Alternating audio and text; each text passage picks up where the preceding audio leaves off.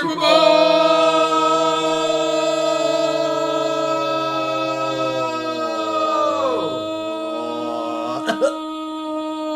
Happy football day.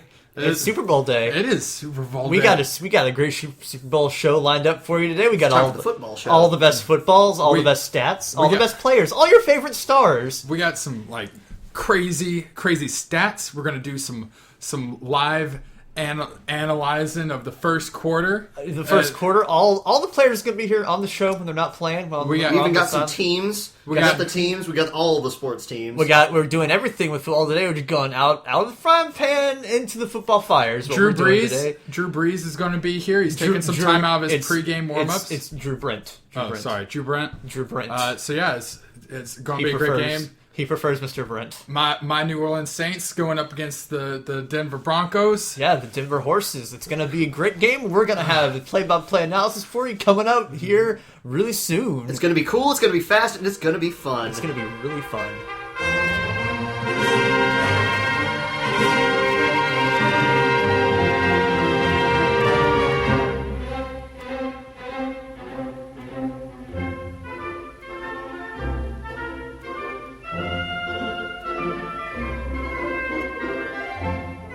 Actually, let's not do a football show. We're going to do this as episode 2 of the official THAC Podcast. I'm Tim Sutton, with me Troy. Hi. And Joseph. Hi, it turns out the Saints aren't actually... Which is too bad, which means we don't really care anymore. Although, I guess I want the Seahawks, not that it really matters, but I guess I want the Seahawks to win because I like the city of Seattle. But your dad has that signed Peyton Manning swag. I mean, whatever, that's his. Don't use that word again. Did you say swag? Oh, yeah, like swag is in items. Items, not swag is in whatever the hell swag means. Yeah, I'm not a jackass. So, okay, you know. Yeah. So, a little bit of update what we did today. So, what we just got back from doing. We attempted to shoot... Well, we successfully shot portions of Entry 82. Right. What we were attempting to do was... make our schedule a little more, or make our time a little more useful and shoot 2 entries back to back. Yeah. So we thought that would be a great, efficient use of our time. Not really 2 entries back to back, more like the place we needed that location for 2 entries worth of stuff. Right, yeah. Chunks of 2 entries, I guess. Yeah. But then we couldn't get in. So we were able to shoot a very tiny amount of stuff as opposed to a lot of stuff. You know what I've noticed? 2 shots out of 8, I think it was. Sorry, what? What I've noticed is it's actually a lot harder to shoot when you actually have permission to be somewhere. Because you have to actually wait for somebody that can let you in to let you in. And if they happen to not be there and you were just hoping they would be to let you in and they're not, then you're kind of SOL. Yeah. So we got some... It was mildly successful, just not as successful as we wanted it to be. 2/8 of something, which I guess is a quarter of something, right? Yeah. A quarter of something. Math. I'm not... Tim's the math guy. So in order to stay relevant on track, we decided we wanted to get something out today anyway. I mean, we haven't really set a schedule for these podcasts, so I mean, they can be... I think we originally said we should probably do it bi-weekly so we don't run out of things to say or people get tired of us. But now we're scooting it up to weekly for now, so we can run out of things to say faster. Yeah, we'll do that. Let's get on people's nerves quicker. So luckily, since the Posdcast isn't going to be just Marble Hornets or what we're doing related, we have a large amount of things to run out of the time to talk about or whatever. It's not just because it's. Yeah, I guess we needed to do a little bit of clarification. We talked about this isn't going to be this podcast isn't really going to be just a thing about hey, here's what we did with Marble Hornets, because if it was that, it would probably be about 5 minutes long. It'd be like, hey, we just got back from shooting a thing, and we can't tell you what it is. We can't tell you what it is or anything about it. Yeah, and then that'd be it. It'd be like little bite-sized chunks of podcast things. Mm-hmm. Maybe someone should do that. Maybe someone should do bite-sized version podcast that they just do every day. Just a 5 minute... A 30-second... up to 5 minutes. So a vlog with no video, basically? Just kind of... That's what I did today. Yeah. I wonder if anyone out there has made like a podcast that's just... my boss is just really riding my ass today. So what's going on with you guys? It's like this one guy who just sort of got it accepted to iTunes, and suddenly he's got like 5,000 episodes, and it's just little 3-minute chunks of that. Yeah. And no one has subscribed to it or anything. It's just one guy in his little corner. His mom. I want to find that. I want to find that and listen to it. Yeah. That sounds interesting. If you know of any strange and interesting podcasts such as that, please submit them to webmaster at THAC.tv. That's not an email address anymore. I deleted it because there's a password required for it. And I don't know what the password is because I never set the password. So webmaster was just this thing I could never get into. Oh yeah, because we do have podcast at THAC.tv. And, Did I get any questions? And you gave that one to me, so if it gets clogged up, it's nobody's problem but mine, I guess. Yeah. Did we get questions to answer? Did get a couple of questions. We should answer questions. Oh yeah. You want to do that right now? Why not? Sure. When else are we going to do it? We already started. We already planted the seed. Now everyone's going to be like, "Oh, when are they going to answer questions?" Then we can just get really close. Just be like, "Stay tuned." After we talk about all this bullshit. Katie asks, "That dude that played the guy that Alex killed, how is he doing? Are you guys still friends?" We are still friends. Chris, I haven't seen Chris in a while. I see him every once in a while. He's just being around, being happy as hell. I've never seen him. Does he still have like the Jesus hair, like the really long hair? He's got the long hair. He every once in a while he'll cut it a little bit, but it always ends back at that length with the scruffy beard. Yeah, you got a cute dog. Yeah, he does. He's got a really cute dog. He's got a cute dog. I think that's the last time I saw him was when we were at that that bar with Ellis, I think. Yeah. Yeah. And he brought his dog into the bar. And I was like, oh, this is great. I love this. Yeah. Dogs should be allowed in bars. But yeah, Chris is doing well. We are still friends despite me bashing him in the head with a rock. He was all for it, though. Yeah. I mean, we talked about that in the season 2 commentary, I think. We were like, oh, this is great. If you need someone to kill. Yeah, I mean, he offered. We didn't come up to him and say, he was the first person that ever asked, if you need someone to kill, I'm your guy. Yeah. Other people that had said something about it were always like, if you ever need any extras, but he specifically said if you need anyone to kill. So we're like, well. Second question is, if you ever had kids, do you think you would show them Marble Hornets or THAC? I guess if they were interested at all, they'd probably be like, whatever, Dad just does this weird thing. I don't care. Yeah, if they were interested and if it was age appropriate, like Marble Hornets, I feel as long as they're like aren't going to have night terrors or something. They probably I don't know if that's giving us too much credit or not. Well, yeah. THAC stuff, probably wait until I'm okay with them swearing. I mean, I don't really care. Or watching things with swears, which honestly wouldn't be that old. Cause I always tell myself I wouldn't care if my kids swear, but I kind of would. As long as they aren't swearing at me, I don't care. Yeah, I guess. If they're like, fuck you, Dad, then I'm like, no, fuck you.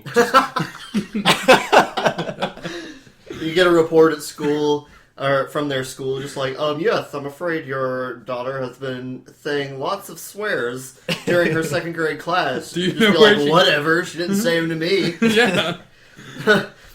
Where is she learning that kind of language? I don't fucking know.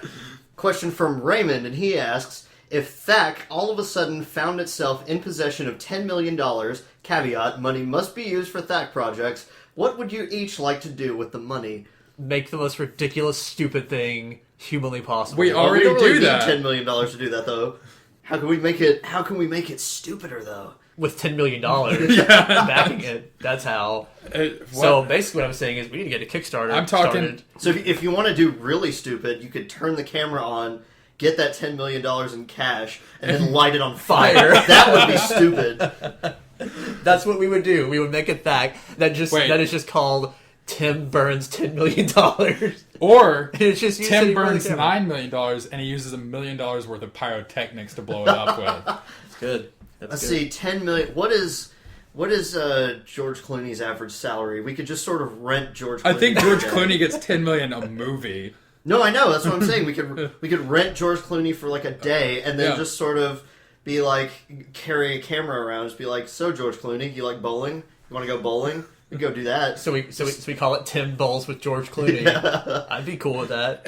Yeah. A video of just... No. What we should do is whatever money is left after paying him whatever he asked for, then you just put all of that money in a pile and just show you and George Clooney rolling around in the money, covered in glue so it sticks to you, and then you go bowling. Or George Clooney burns it. Even stupider than that, You pay him all of it except maybe, a sort of brick-sized amount of cash, and then when he comes, after you've paid all of that money for him, you just throw it right in his face and then just say, "Fuck you, George Clooney," and he gets really mad and then leaves. That'd be really stupid, because you just wasted your money, because he just left. I don't know. He got mad at you because you beamed him in the head with that money, and it was heavy, and it gave him a bruise. It ruined his Hollywood face.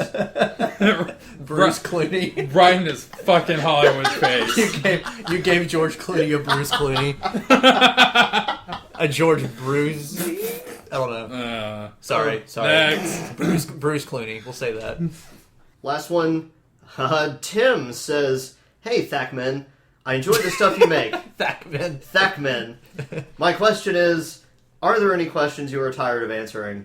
Well, that one. Well, Mr. Thactivist, I don't think there are any questions that we truly get tired of answering. I mean, except for... I personally am tired of how did this start, just because we've told it so many times. Yeah. I don't mind telling it. It's just like... It's good that people want to know, but we've just said it so many times. It's good that people want to know, but I feel like I've told it to everyone on planet Earth by now. I don't have a problem saying it. It's just I am personally fatigued. I am fatigued at that question because I don't know what else to say. Treat us for exhaustion. We are done. Oh my god. And it's you sort of every time you have to retell it, you try to add some kind of detail to make it slightly different, but you kind of run out of details to add. So yeah, you try to add in a detail to make it more specific, but then it just kind of gets more confusing. Let's just start lying.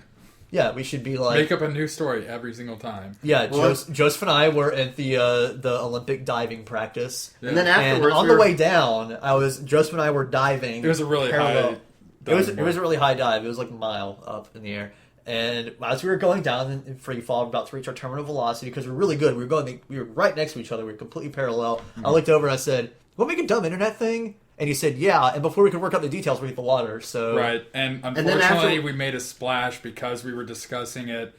My mouth was open. We're very animated in our hands when we talk and everything. So we made a splash. Didn't make the Olympics. So we made Marble Hornets instead. Yeah. And then afterwards, you were in the bed of your truck in the parking lot outside, sort of stargazing, and then you saw a shooting star rocket across the sky, and you turned to Joseph and said, "I have an idea." Yeah, that's pretty much exactly what happened. It was a burst of inspiration from the heavens. Yeah, I was like, we just lost our Olympic dreams. Now we can't make America proud. Yeah, we can't go to the Olympics as Olympic hopefuls or anything. We can't do that. So we might as well do this thing that screwed it up. Yeah, it's too late to make America proud. How can we make America ashamed? Is that all of our THAC questions for today? It is. Oh well, if you have any more questions, you can contact podcast@thac.tv. We realized that we misspelled Posdcast, but we felt that it might be easier to remember in email form. Because otherwise we're going to have to spell it every single time we say it. Like, email Posdcast, that's Postcast. Like, we'll have to say it like that every single time. So it's just podcast. The podcast. It's a podcast called Posdcast. Yes. Actually, it's a Posdcast that we're, for the sake of simplicity, we're calling it podcast. Right. Email. Just to simplify it. It is literally a Posdcast, but that's the email. And then we realized you weren't recording any of that. So how do we segue to video games? Let me ask you a question, Joseph. Okay, Troy. I have a question here that was just sent in from Troy W, who is from seat right next to Alabama. Okay. And he wants to nice know. Place. I've heard it's really nice. It's all right. It's kind of, the view's kind of shitty, but he wants to know, dear Joseph, 1, I think you're beautiful. Yay. 2, tell Tim I think he is also beautiful. 3, tell Troy, whose name we happen to share, I think he's not so beautiful, but I guess I would hang out with him if neither of you two are available. But to my question, what do you think about video games, just in general? Well, Troy W, first of all, everyone is beautiful in their own way. And right. So yeah, he agrees. I just got another email from him that says that. But I don't know. What kind of video games are we talking here? I don't know. Let me email him back. I assume the interactive kind. Yeah, the interactive kind. Most likely. He heard that you had some white-hot opinions on certain games like Borderlands, specifically the second in the series.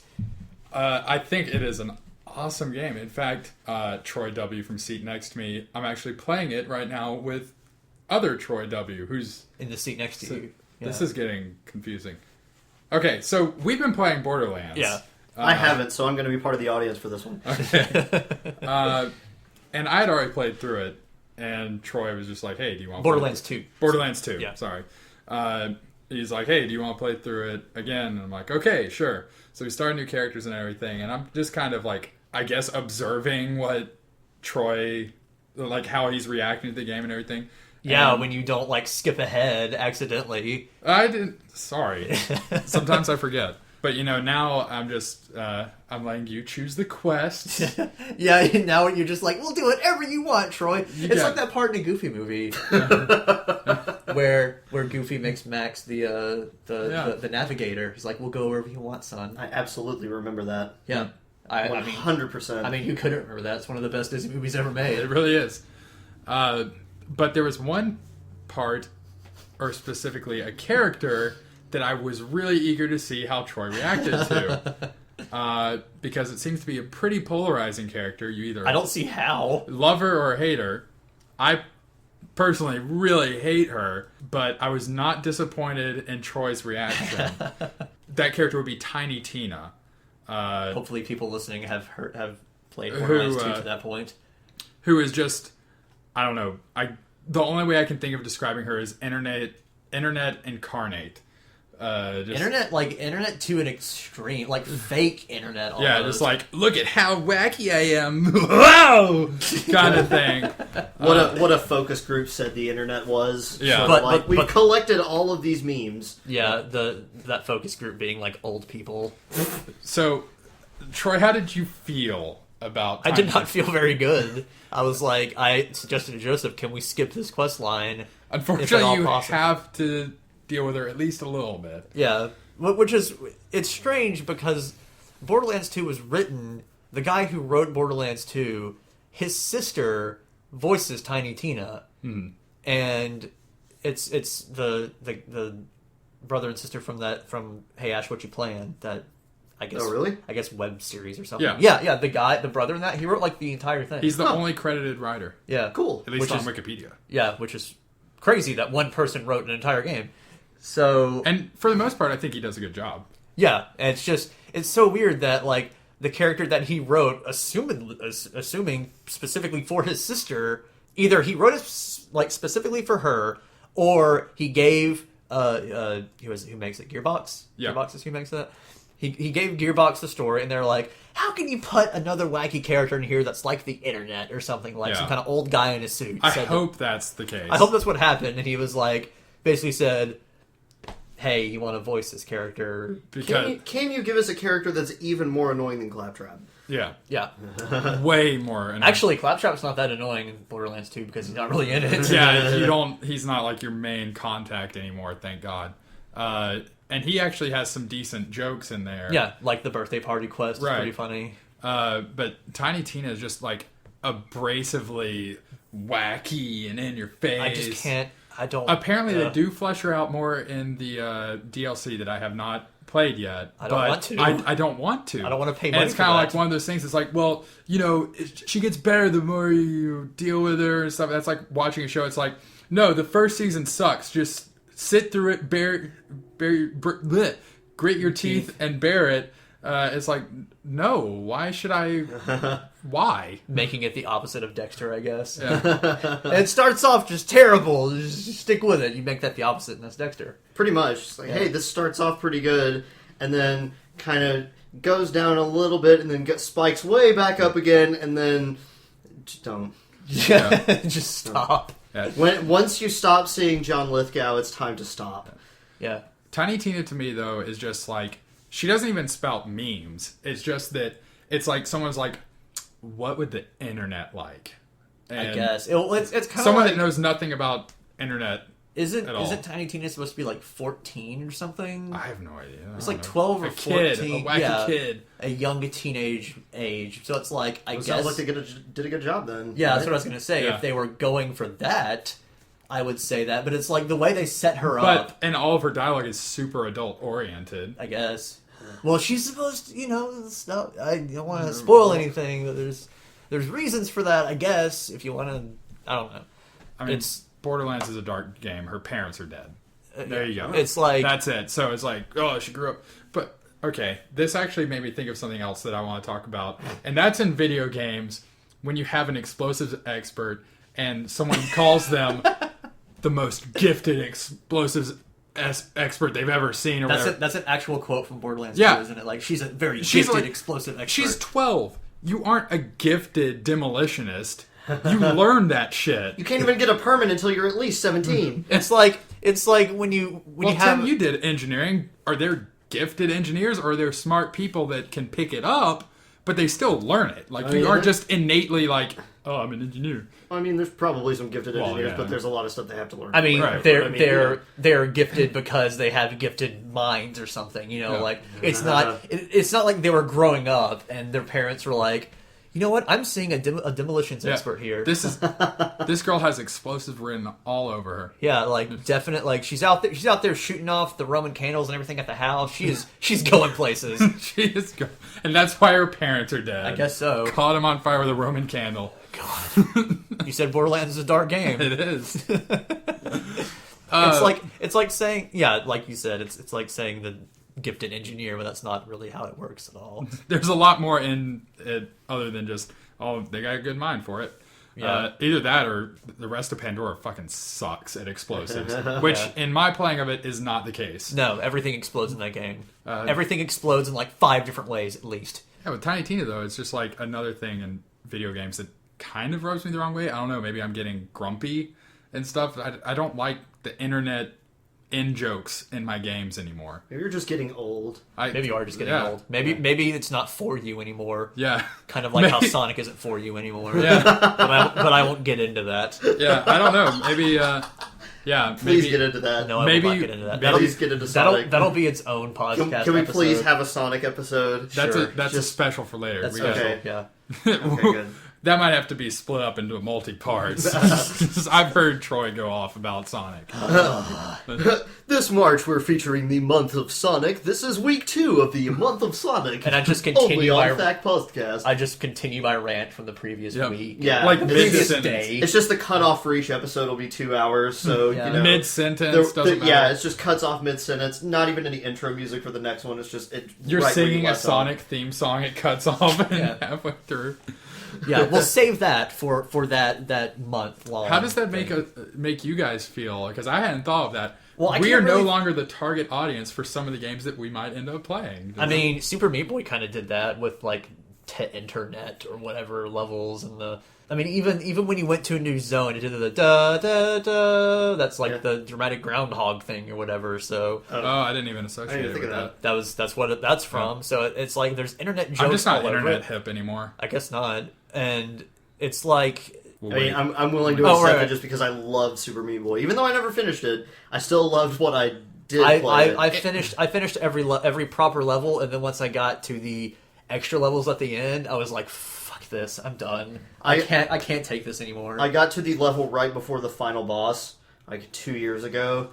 Still haven't been able to finish it. Every once in a while, like maybe once every couple of months, I'll go back and say, maybe I can do this now. Once I got an Xbox controller for my PC, I was like, oh, I finally have a controller. I can do this now. Wait, you got all the way to the level before the last boss with a keyboard? Yeah. Holy shit. Yeah. That's, wow, okay, yeah. It is doable. I guess so. Thank you, sir. I just remember it was like, I think it was the last level in the extra levels, not counting the internet levels, like which are basically DLC levels, I guess. It was, there's the one where you played as Bandage Girl. It was called Cotton Alley, I think. I never got that far. Oh, yeah. And the last level in that, which is essentially the last level of the game proper, is called 4-letter word. Which, guess what the word is. And it's basically just the thing that I hate the absolute most about games like that. And Meat Boy was really good at not doing it until that last level, which is this really long set of events that you have to go through, and then one really hard one at the very end. And then you have to go back all the way back down. It was like a zigzag all the way up, and you got a key to open the door at the very bottom, and you had to go all the way back down. That is evil. Sinister. I really want to like those super hard games, but I'm just... I don't like them. I love them. I love those games. Cloudberry Kingdom, I think, is the only one, and it's like baby's first hard game, I guess, kind of thing, because all the levels are really short. It's all on the same plane, basically. Well, yeah, that's what I liked about Super Meat Boy was that they were all really super short, and it wasn't he would do this really tedious thing and then screw up on this hard part and have to do the tedious thing over again. N was really, really bad about that. Well, I mean, in Cloudberry Kingdom, there's just no tedium, because a lot of times you can either see a checkpoint or an end, like a couple of seconds in, and it's basically a straight line. Basically what I'm saying is, I don't think anyone played Super Meat Boy for the story, so I guess the internet stuff there is kind of not... I don't want to say acceptable, but it's easy to ignore. Yeah. I really enjoyed games sort of like a Super Meat Boy, Electronic Super Joy, a lot of those, like the super hard platformers, but they don't have any kind of live restrictions where it's just, this starting over infinite lives or whatever, because there's not really any puzzles or anything like that. It's all... You sort of have to switch off the higher portion of your brain and solely focus with motor functions, and it's almost something, I don't have to think about this. Yeah. I just have to, trust my thumbs. Yeah, Super Meat Boy was the best about that because the controls were really tight. Yeah. So it was like the controls became an extension of yourself, and you didn't really have to think about it that hard. You should try it again now that you have a mechanical keyboard. That clicking is really satisfying. I don't like... Let's talk about keyboards for a second. Okay. Are you finished with your internet talk? Is that okay? Yeah, sure. I mean, do you have anything else to say say about that? You seem to have a new train of thought. Talk about your keyboard. Let's talk about keyboard. Everyone wants to know about your keyboard. I mean, I don't like clacky keyboards. I like those. Why'd you get a ones. mechanical one? I don't know. I didn't. Well, okay. It's not like even though you got a mechanical keyboard, there are switches that don't make the clicking sound, right? What? You can get switches on your mechanical keyboard, like the thing that you're actually pressing down. Yeah. That are at a certain sensitivity to where they don't make the clicking. Oh, like say you replace the keys on there with new ones, or no. If I had your keyboard over here, just pop off one of those, and there will probably be a color. I think yours are probably like brown or blue, based on using it once or twice. You can get other colors that have higher sensitivity ratings. Oh, okay. And those will make less clicking. I thought you meant like different kinds of keys that you take off and put on one at a time. I was like, that would be really tedious. Yeah, you have to take off all of your keys and then make little... You should flip a little switch underneath each one, and be sure you put them all back in the... That's not what I was thinking. I was thinking like you got new keys. Yeah. Like, here's some new keys, put them on the keyboard, then they're not as loud. Put some cotton under there. The value of the key corresponds to whatever's printed on it, so if you were to put those back, like sort of in alphabetical order, it would still be correct. So you could still type if you want to rearrange your keys in alphabetical order or something. You should try it. I should not. Just put the space bar like in the very middle and put the keys around it. No, but why? Why did you get a mechanical keyboard? Well, you can't like take it out of the box and see how it sounds. Well, I'm not talking about it sounding. Like, why even buy the keyboard if you weren't? Because it has a neat little screen on it. It's got a clock on it. And it's backlit. Yeah, I wanted a backlit keyboard. I can see it when I'm in here at 4 a.m. playing video games. Actually, it's kind of dim. That was apparently one of the problems with that keyboard, was that it was really dim. Really? So the thing you like the most about it doesn't even work that well? No, it's not the thing I like the most about it, but it had the assignable keys and everything, which I told myself would be good. You see, it has a clock on the little screen in case he doesn't have time to look at the bottom of his computer screen. No. Well, if he's playing video games, he's not going to have a clock. Yeah, if I'm playing a game that takes up the whole screen that doesn't have a clock on it, Instead it's right there. of having a clock. Clocks are for squares. Yeah. They're for old people. Yeah, they're for old people. You don't want those real... Well, you know what? I'm not the target demographic for my video games, so I'm not the target demographic for a little clock on my keyboard. I like that the display is it's a digital display, but it also has like an analog clock on it. It has both kinds, both flavors of clock. Whichever one. If you don't like just reading the numbers, you can do some puzzle solving and figure out what it is. Well, yeah, I don't see a problem with that. It also has has other stuff on it, like that little screen can be programmed to go with certain games, and it has one built into Borderlands 2. Oh. But it just has the Borderlands 2 logo on it. That's all it does. Nice. You could probably set up some macros or something. I don't know what you would use it for. On No, I think you could use it to keep track of like your DPS or something in MMOs or something. Yeah. I don't know. Is that why you got it? You were thinking about going back to WoW? No, I was not thinking about going back to WoW at all. I will never go back. You're only gonna do another 14-day free trial. That's Don't worry. Yeah, I probably will. Like, the last time I played WoW, I got that email from Blizzard that was like, here's 14 free days, come back and see what's up. And I went there, and I was like, this game was completely different, I don't want anything to do with it, and I left again. or I played for 14 days and to see if I could, like, get the hang of it again, and I was like, I am not enjoying this at all, and I quit. Yeah. I don't know. MMOs in general just... I don't think they're my cup of tea anymore. Speaking of not for us anymore, I don't know. Yeah. Let's talk about how we're grumpy about video games Let me tell that we used to like. It started as the Super Bowl podcast, and now it's the angry video games. Yeah. Angry about video games. I'm not even angry. I'm just like, why... I don't like this video games anymore. I don't like this video games. Yep. Like, I used... Like...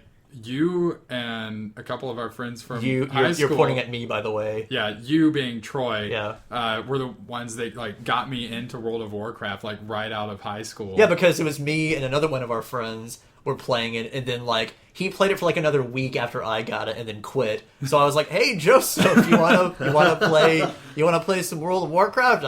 I'll help you out at your early levels." And I was like, sure, okay. I was a big hot shot. I was like level 30 or something. And then like 2 weeks later, I had passed you. It wasn't even 2 weeks later. Yeah. It was like a week later. You were like... Turns out I have a really addictive personality when it comes to MMOs. Apparently. Well, you did then. Yeah, then. Now I just kind of... I play them for a little bit. I'm like, eh. Yeah. I say that, yet I played a shit ton of Star Wars The Old Republic for about a month and a half. And then I went, eh. I bought it. I think we played it together. We played it together for a short amount of time, and then I made like a solo character, and we were both the Infiltrator, Imperials, and stuff, which was great because you could be a total asshole. Yeah. Like a complete asshole that didn't care for anything. And it was really funny the way it worked because I really liked what was essentially the single player of Star Wars. Because the voice acting was all really good. I thought the quest lines, for the most part, really interesting. Mm-hmm. It felt very Star Wars-y. It was good. Except when you're playing with other people that are in the same class. Yeah, it was great when you were the same class as someone because you would have different chances to answer things and you could be either like light side or dark side or neutral or whatever. And if you were playing the opposite of someone else, it basically did a random roll to see whose response worked. Yeah. So, like, if the renegade option was to shoot a guy and kill him and the other guy didn't want it, and the renegade won, too fucking bad. That guy's dead now. Well, didn't it work out to where if you did the dark side, if like the dark side roll won and you picked the light side option, didn't the game assume you said the light side and you got the light side points? You still got the points for it, but the action on the screen didn't match. Which was really funny because it could make for some really schizophrenic moments. Yeah. It was like, one moment you're like helping this family, and then the person next to him shoots them. It was pretty great. It was nice. It was very and the fact contrasty. And the fact you actually had different body types was also pretty entertaining. The thing that you should point out is same voice actor for each class. So Joseph was like a big burly, like infiltrator, like a spy, giant burly guy that had a handlebar mustache, or really they were like mutton chops, and bald. And I was just a little scrawny British, or like a little scrawny guy with glasses on, and we both spoke in the same like high-pitched British accent. Oh, yes, exactly. It was pretty much like, "What do you want me to do, sir?" Like you sounded like that. Just have like an Arnold Schwarzenegger-looking guy stomp up in Sith robes, and then, "Hello, I say we go and look for some Force trinkets." That's pretty much how it went. Like when Joseph and I played, it was the same voice coming out of both of those characters. Awesome. Yeah. But I never played that, but I kind of want to now. It's a fun single-player game. Isn't it? And you can play through the single-player now free, I think. So is it all free? I think it's a pay-to-win now, I think. I mean, like, is it how World of Warcraft does it, or did it at some point where up to level 20 is free? Or I think I could be totally wrong, but I think it's just certain, like, extra stuff, like, to help out your alts and stuff like that. you won't get those bonuses unless you're a paying member, and I don't know, there are probably some other restrictions, but you would at least be able to play a good bit of the single player. Okay. The single player. I mean, that's how it felt to me. Like, after I started doing it solo, it was a single player game, and it felt like a BioWare game. Yeah. Especially when you got followers and everything. Yeah. So, Which isn't a bad thing. It's just the MMO part of it didn't really feel like an MMO. I didn't like the MMO part of it at all. MMOs have this, the thing, the time-killing quest lines and stuff, like, where it's just, hey, go from this side of the map into this side of the map, and then kill this many things on the way there. And still had that, which I hate. Yeah. And it felt like I was just working for the rewards of the dialogue trees when I was finished. That is exactly what it was. Yeah. Because that was the carrot on the end of the stick to hear the next part of the story. Yeah, and the story moved like really, really slowly too, because it's an MMO. It's an MMO. It has to move slowly so you can keep paying money. Mm-hmm. And I played, because you and I had the Imperial Spies, and then I had a what was, they weren't the rebels, what are they in Old Republic? The light side. Oh. Like the good boys. Like the Alliance, essentially. Yeah, the Republic? The Republic. I was a Republic trooper, which was like the tank, I guess. Yeah. And I did that, and like I played for probably like 12 hours or so, and then once I was like level 20 or something, and then it said end of prologue. Yeah. And that was when it said end of prologue. After all that, I was like, I'm done. I can't do this anymore. I will say, at least the Sith like warrior class quest line, well worth it, because spoilers for your MMO, you become a Darth. That's pretty awesome. And you actually get the title Darth whatever. That's awesome. You want to know what my Sith's name was? Jaum.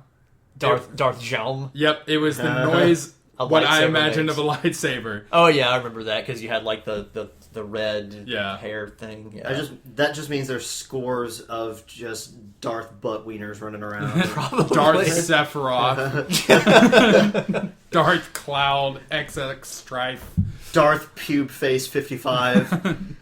I completely missed the boat on the whole MMO thing, because you're not missing much, in my opinion. Because back when WoW first came out, I would watch friends play it and go, this wasn't really for me. The only one that I ever felt that I missed out on, or did think I missed out on, was Star Wars Galaxies, way back when, because there was a group of like 4 or 5 friends of mine in, I don't know, freshman year of high school, would have been 2003, 2004, something like that, and they all got to play it except for me, because it was a monthly fee, and there was definitely no way that my parents were ever going to do that.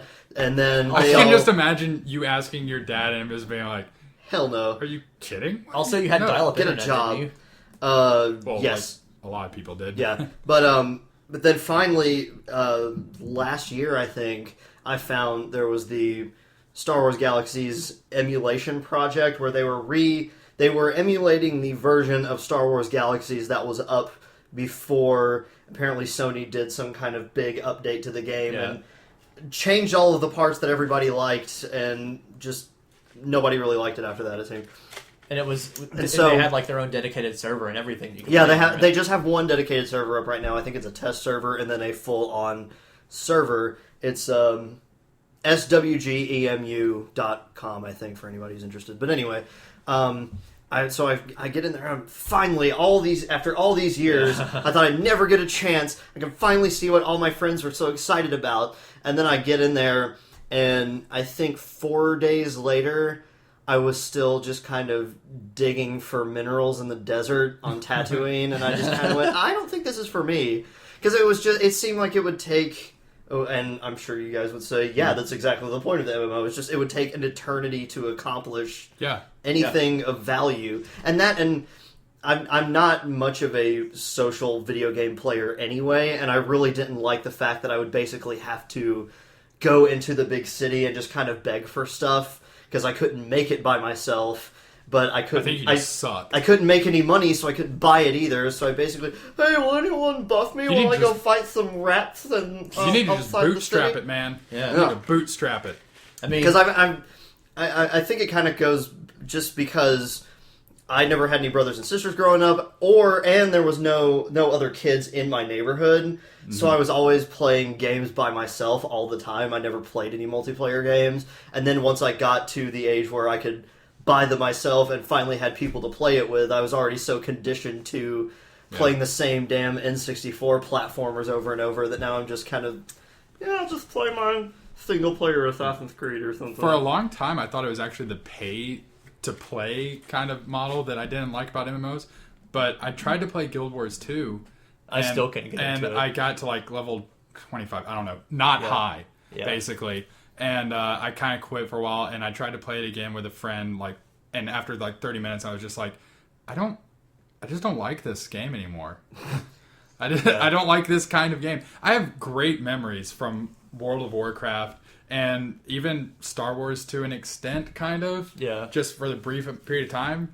But I still didn't even really bother to meet that many new people on Star Wars because it was so easy to play it as a single-player game. Yeah. And I had started playing it with some of my old World of Warcraft friends. I mean, aside from like the raid stuff, you could do pretty much everything by yourself, couldn't you? Yeah. And honestly, the only reason I made friends in World of Warcraft, who are, I consider them actual friends. I talk to them all the time. I'm still talk with them, play other games with them, is because you never were on World of Warcraft, Troy, so I had to find other people to play with. You're welcome. So thanks, buddy. You're the reason I have so many friends now. Yep. Yes. When I started that 14-day trial again, I went and found my level 59 character or 58 rogue or whatever, like alliance human rogue. What was its name again? Mulpork. And I found him.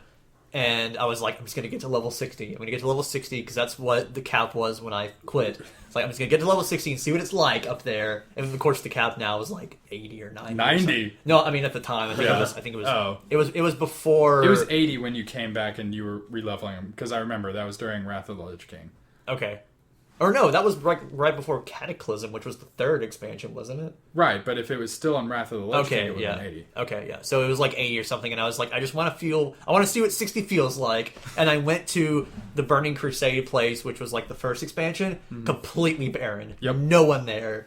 Because now you can get out of it before even like the third zone is done because leveling is so fast. Yeah, so I was like, I'm not really. So they have these old expansions that nobody even plays because you don't have to anymore. Pretty much, but you still got to pay for them to get to the higher expansions. Well, generally, you don't pay for each expansion. If you pay for the latest expansion, I'm pretty sure it just bumps you up. Are you sure? It didn't used to be like that. I'm pretty sure now. Huh. Because they have so many now. Yeah. Why would they make you pay that much?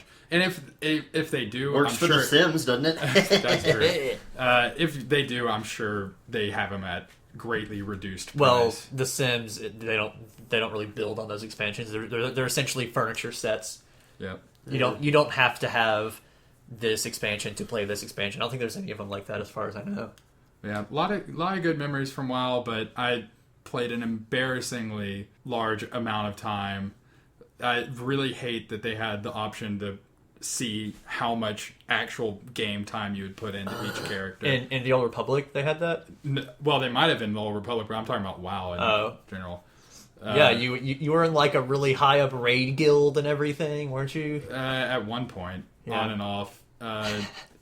Yeah, on my main character, my warrior and stuff that did all that raiding, over 300 days game time. It's almost an entire year. Almost an entire year. Of just game time. Of just game time on that one character. Well, I guess I had multiple characters that were just all on max that level. On that one. That was one character. Shit. Like 300 like real world days, 24-hour days. Like if he played almost a year, like 2 months shy of a year.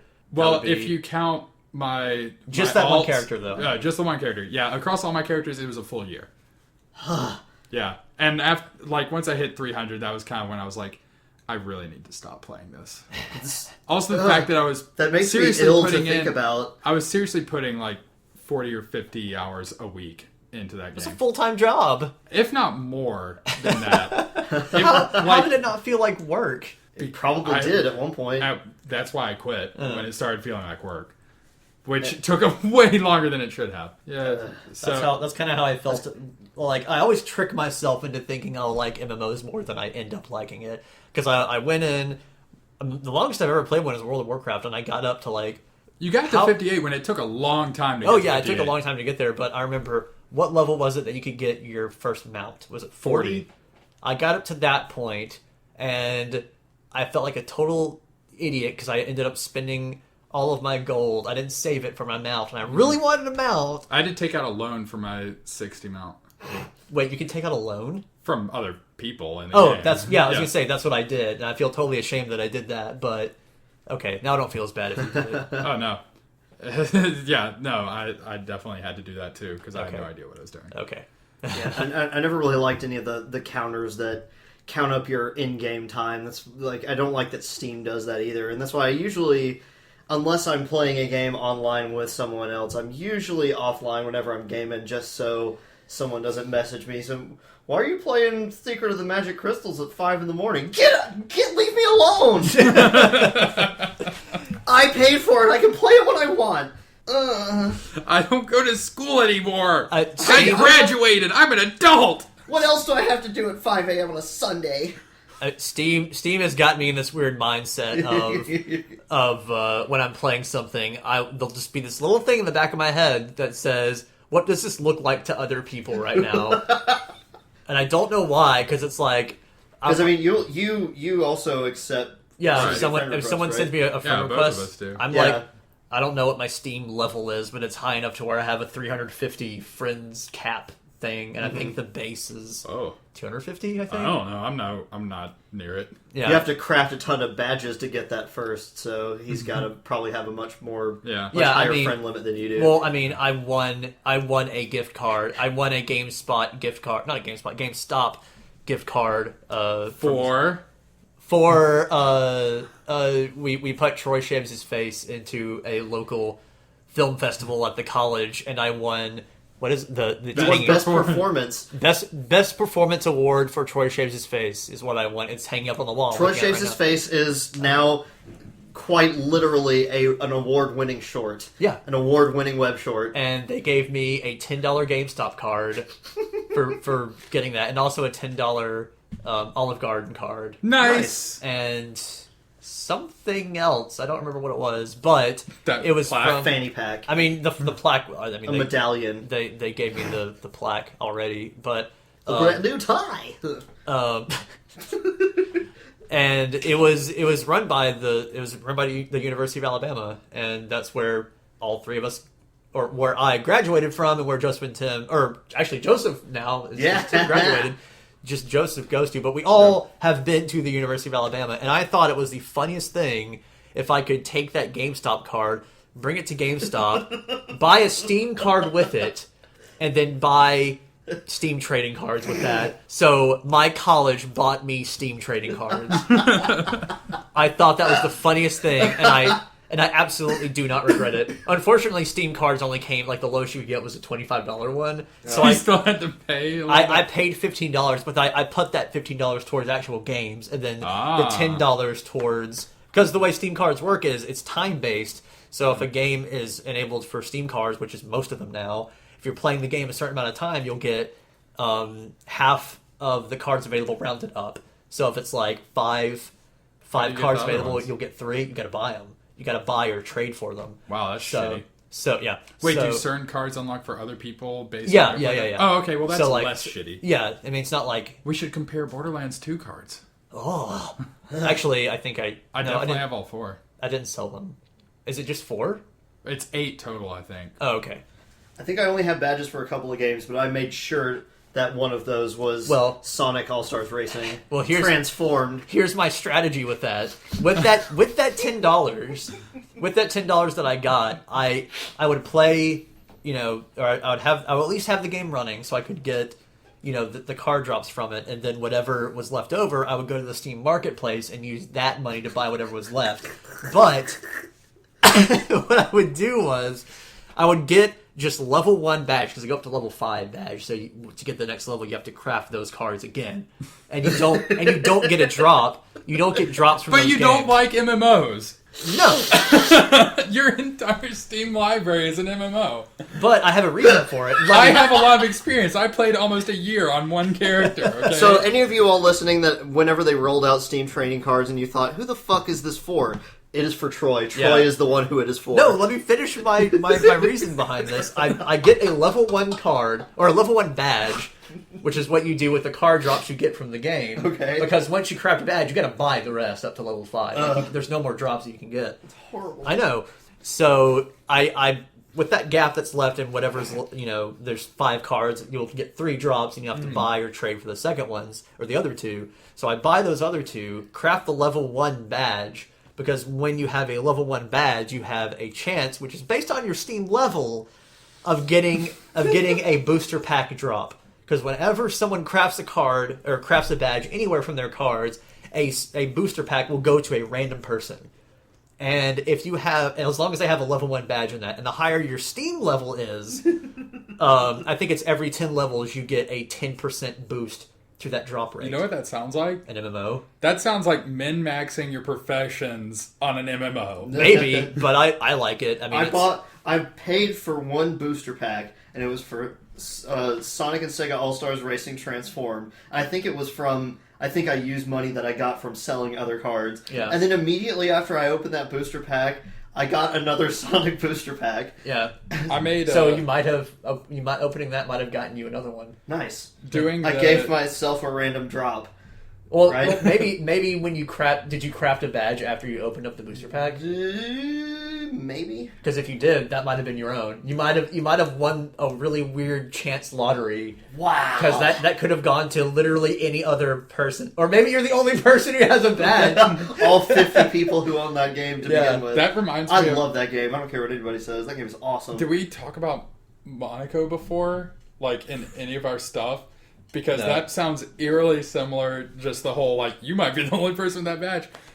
Go play Monaco today. And any level, just play through it. Doesn't matter how bad you do. I guarantee you're going to have the top global score for that day. Nice. Wow. Because nobody plays it That's anymore. too bad. I want to be the best at Monaco. It was really fun. I mean, I thought I was pretty fancy with some of my times on those up until, like, the 6th level. Yeah. And, it takes all the fun out of it when there's nobody else showing up on the daily scoreboard at all. Or there is, but it's somebody that, like, you're pretty sure they fell asleep at the keyboard and then, like, woke up and finished the level later. Monaco was fun because it was the game that we played when we should have been sleeping before going to Los Angeles this past summer. This is like... Because I remember we were playing... Was it just me and you that were playing it, or was someone else playing with us? It was me and you, and then sometimes I think someone else would join us. I think we had a couple of people that would... Okay. I think I might have actually been sleeping that day, but that also doesn't sound like me, so I don't know what I was doing. But yeah, Not playing Monaco. We played a ton of it, and then it was like, oh shit, it's like 2 in the morning. We have to get up in like 5 hours to be at the airport. No, it wasn't like 2 in the morning because we had to wake up at like 5 in the morning to go to the airport. But it was like, oh shit, we have to wake up in like 4 or 5 hours. We should probably stop doing this and go to bed. But it's fun. It was fun. Especially with the little hammer guy. Actually, I don't think the mole. Yeah, the mole. The mole, which was just... Dig through the wall. You can dig through the walls, like straight through the level if you want to. But it was loud, so you might alert guards and stuff. But whatever. I think once we stopped playing it to go to LA, I think that was the last time I launched that game. I launched it one more time. Oh, I thought we got home. I thought you said you played it a lot because you did like the speed runs and stuff. Yeah, like I came back and I spent like a week working on some speed runs and was able to get top 100 on a couple of the levels. But I didn't even finish the game, and I was just like, yeah, okay. I didn't finish the main storyline or anything. I think I bought it after we got back from LA because you we guys talked were talking about it, and then I never played it. It just sat there. Well, that's one of many neglected pieces of software in my Steam collection, which is most of it. Yeah, sadly.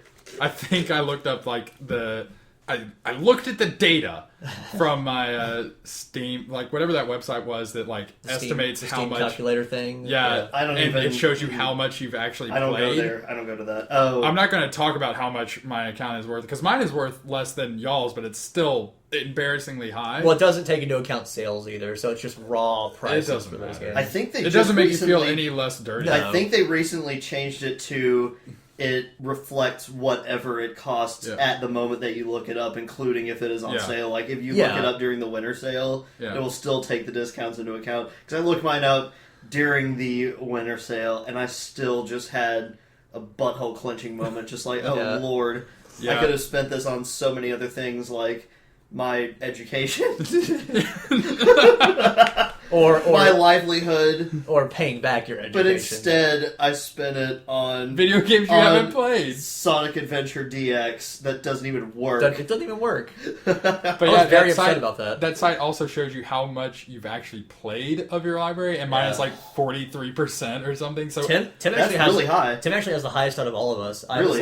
I was 48%, and Tim was just over 50%. Nice. Probably because Erica's been playing my Assassin's Creed 4 quite a bit. So. Well, no, it's just a percentage of that. It's just games that you have actually launched, I think. So it's like I have launched 48% of the games that I've bought. Oh, so you only have to launch them and nothing else? I think so. Well, that makes a lot of sense, because what I'll do is I'll buy this new game, and then I'll download it, and then I'll launch it and play it for like the first 10 minutes, going, I'll see what this is like. And then I'll just forget about it after that. And then whenever I go to cull some game files off of there to make more room on my hard drive, because I inevitably only have like 5 gigs left because I have half my library installed, it just goes right back out the window, just like, maybe some other day. I would say half the things I bought in last summer's sale, I didn't even bother downloading. They're just there in case everyone... And I don't remember the last time I actually downloaded something I bought from a Humble Bundle. Like, I'll just be like, hey, this is a good cause, and I might want to play these games one day. Yep. I don't need to download them. I'll just activate the key, and that's it. Yeah, I'll activate the key so it shows up in my Steam library. Because it makes me feel good. Yeah. And then I go through it, and I'm like, I don't want to play any of these. And then and then you get the game collector badge for the next level, and you're like, oh no. I did that, didn't I? My list is just... Now it's getting too intimidating to start playing other games. Tim has the highest percentage rate of us, but he also has the most games out of us. And I probably do the least video gaming out of the three of us, too. So, I don't know.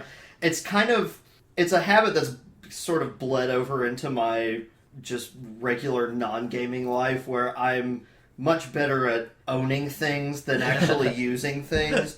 Because how many instruments do I have lying around that I don't know how to play? A few. Because I keep getting them as gifts. Or, I found this cheap $20 harmonica in a garage sale. I'll get that. My landlord sells banjos. I'll buy one. Hey, to be fair, you can play the banjo a little bit now. Decently. You can play the banjo all right. It's pretty good. I haven't put as much time into that as I have into, say, Assassin's Creed 4 or something like that. Yeah. Something that could actually be useful for something. I kind of subscribe to the thought of time enjoyed is not wasted. So I mean, it's like people that when you play the Guitar Hero are like, why don't you just learn the real guitar?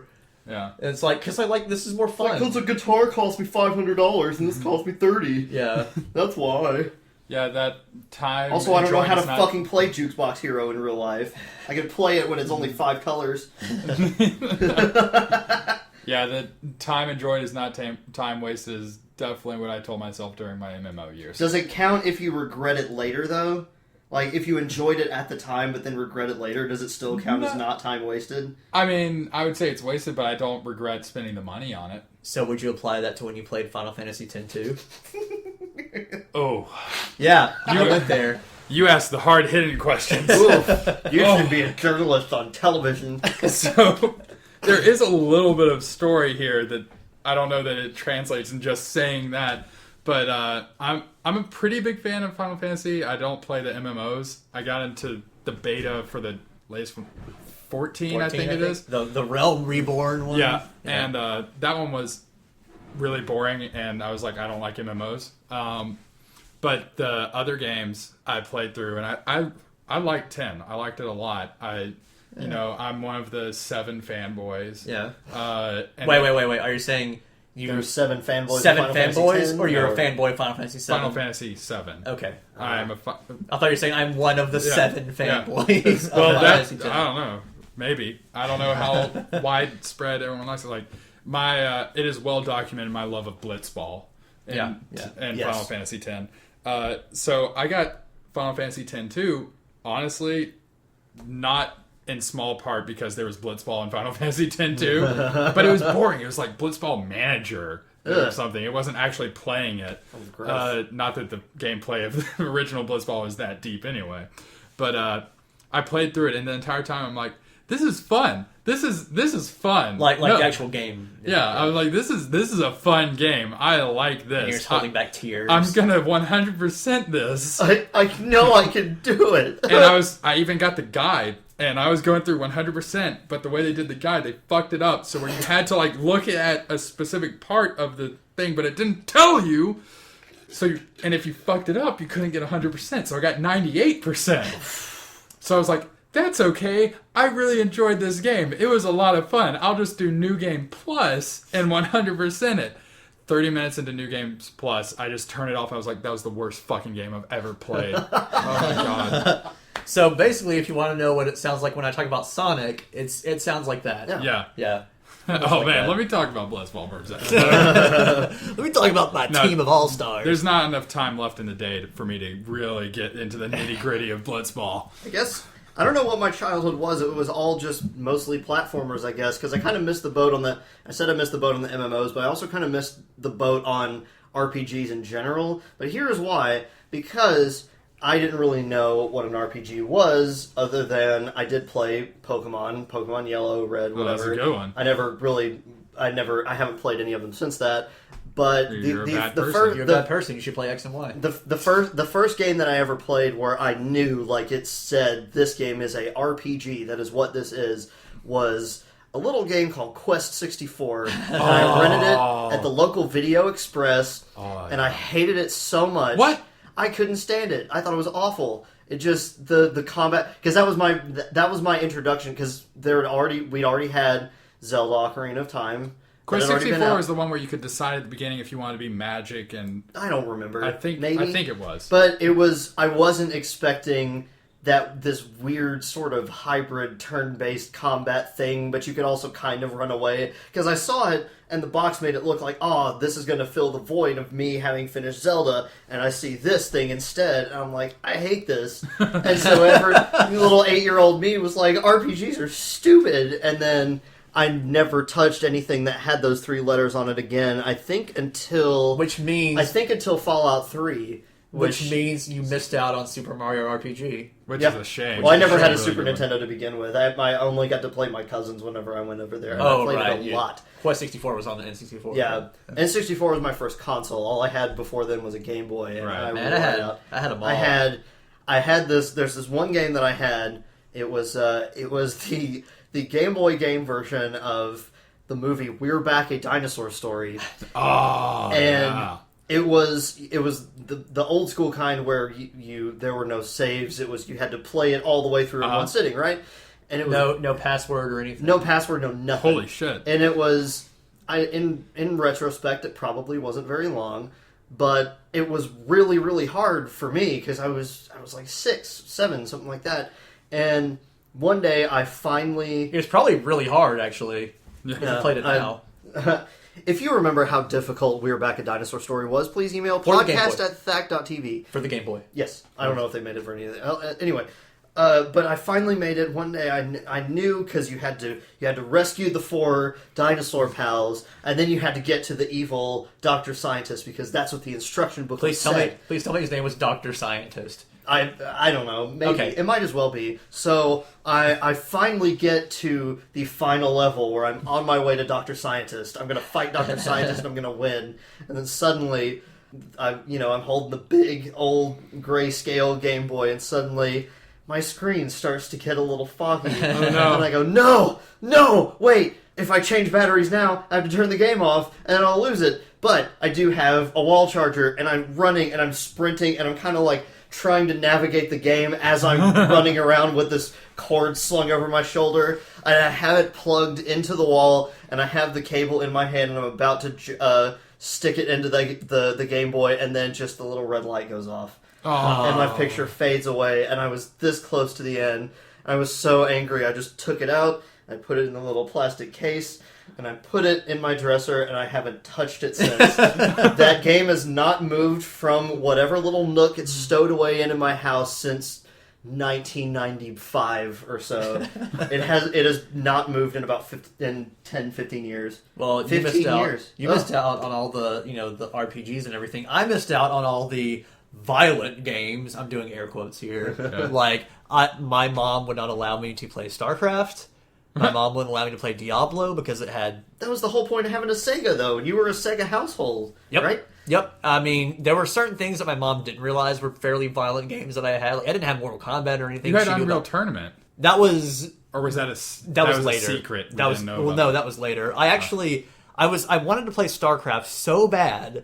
Like my best friend who lived across the street had StarCraft, and I saw him. He was a dick in StarCraft. I would play with him, and he would be like, "Yeah, we're on the same team." And then, like, as he's backstab you at the end, like he was carrying me. I was terrible, and he would win the game basically. And right before he finished off the last person, he would unally me, and then come murder me.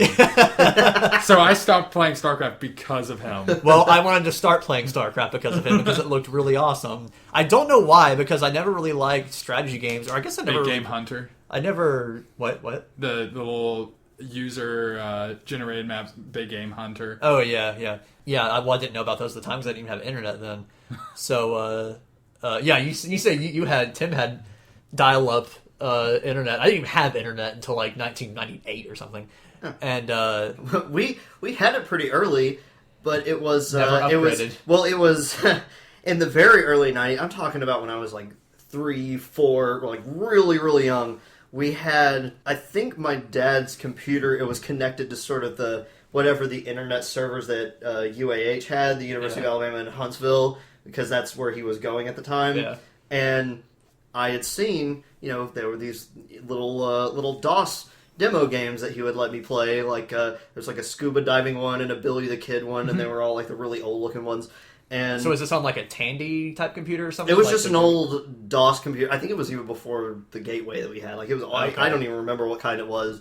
So games that you might play on DOSBox now or something. Yeah, I mean that's, like Commander Keen. That computer didn't even have Windows, but I do remember, or maybe it had Windows 3.1. But anyway, I do remember that I'd see my dad open up this little window and he'd type some stuff in, and this is where the games come from. Yeah. So my mom comes in and sees little 4-year-old me, like I could barely even see over the computer desk, just logging into the UAH's web servers. Just like, what are you doing? I'm like, this is where the games are. That is the most adorable thing. And if you became some kind of good computer programmer, they would have talked about that. Probably. I was like the only 3-year-old that knew how to navigate a DOS prompt back then, but well, I mean, I've never improved since. We never got the internet, but I remember we got my grandfather's Tandy when he got an actual good computer. So like the Tandy was already old, but it was all we had. So that's what I played like Commander Keen on and stuff. Oh. We had that Tandy. I knew how to work DOS. Like I knew like you, I knew where the games came from, and you had to how to do the shutdown procedure and everything. Like I don't remember any of that now. Yeah, I feel like I was smarter with computers then than I am now. DOSBox has helped me sort of relearn some of those commands. Like even DOSBox, I don't. Well, it's because it has the help thing.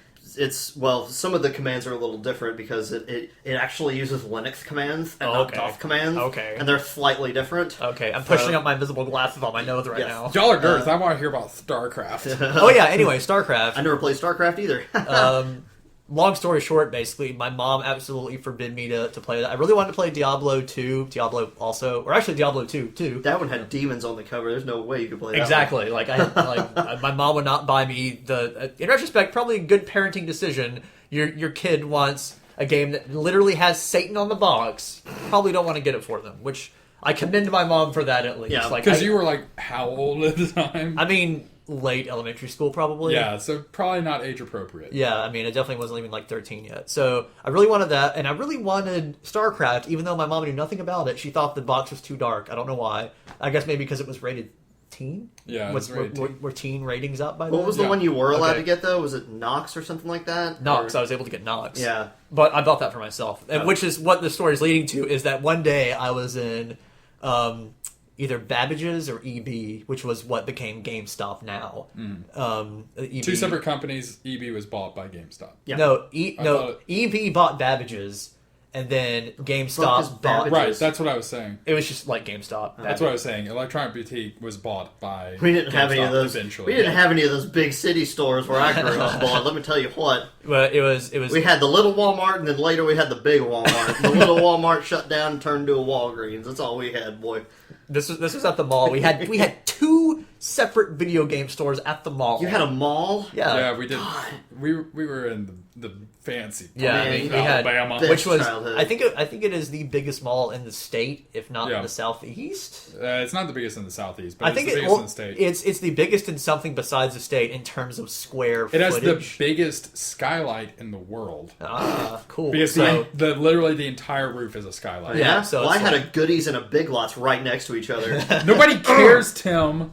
So if you ever find yourself in where is it, Hoover, I guess, Yeah. Hoover, Alabama, go to the River Chase Galleria, see the world's biggest skylight. The in a world's mall. biggest mall skylight. Anyway, Yeah. back to StarCraft. Yeah, I was just at EB or Babbage's, I can't remember which one it was, and I was just the like, name is Babbage's. I Sorry. don't know, probably the name Can of the you owner. tell the story? Yeah. And I was just like, fuck it, I'm gonna buy StarCraft. I got the money. My mom isn't here. Actually, I think I was with my mom. She was in like JCPenney or something. I had the money. I was gonna get something else, but I had my allowance money saved up, and I was like, fuck it, I'm gonna get StarCraft. This is my money. Yeah, what's she gonna do?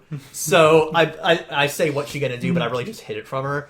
I got it, and it was in the EB or Babbage's bag that you Wow, couldn't see through. they sold it to you even though you weren't a team? They only had to check IDs for mature games. Oh. Actually, I'm pretty sure that was before they checked IDs for mature games. Oh. Like, because they didn't check IDs for mature games until a little bit later, I think. Because I remember the first game I got turned down for, I tried to buy a Red Faction.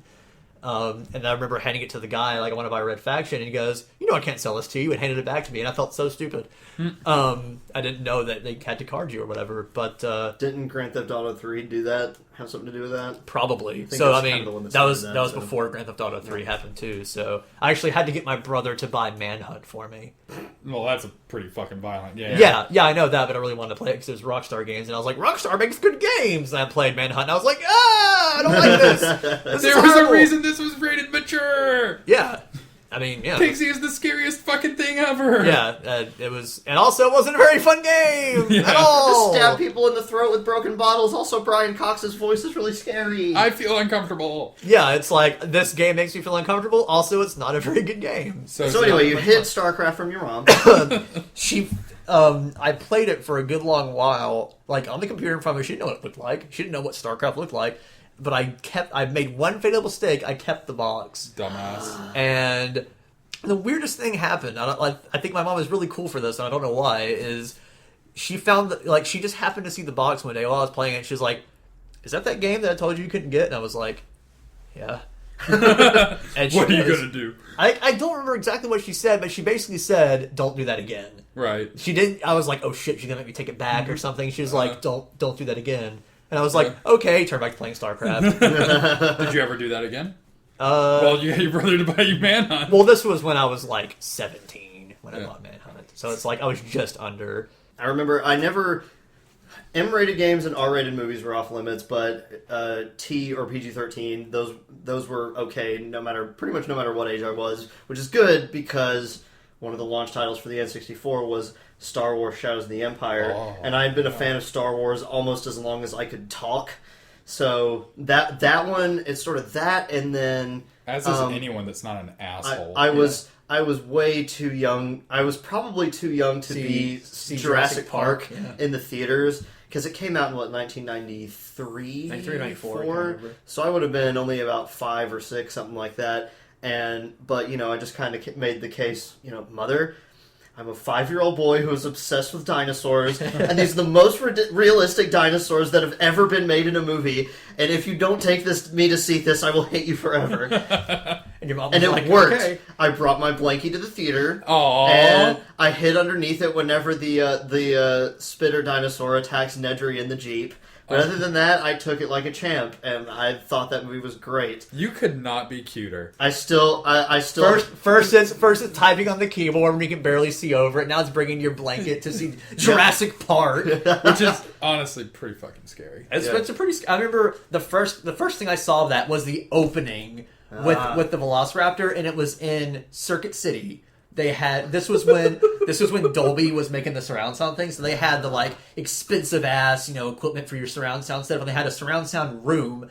And I came in there, I was like, "Oh, what's this?" And I sat down, and they played the beginning of Jurassic Park.